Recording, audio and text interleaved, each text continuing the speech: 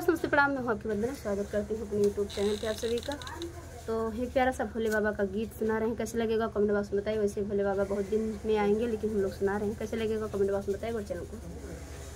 चलो भोले बाबा की नगरिया में ओम नाम बांध लो गठरिया में, ओम नाम बांध लो गठरिया में। चलो भोले बाबा की नगरिया में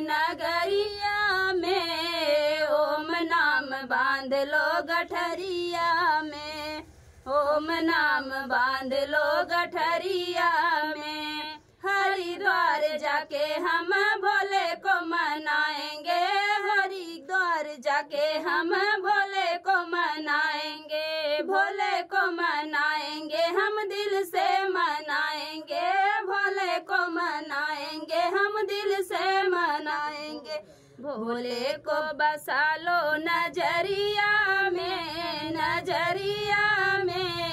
ओम नाम बांध लो गठरिया में। भोले को बसा लो नजरिया में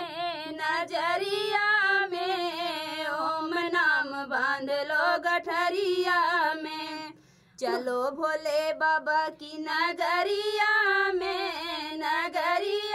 में ओम नाम बांध लो गठरिया में। भोले की जटा में गंगा है बहती, भोले के जटा में गंगा है बहती, गंगा है बहती जी, गंगा है बहती। नहा लो हरि की नगरिया में ओम नाम बांध लो गठरिया में। नहा लो हरि की नगरिया में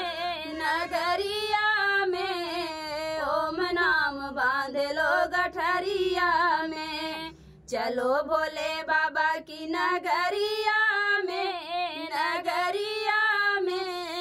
ओम नाम बांध लो गठरिया में, ओम नाम बांध लो गठरिया में।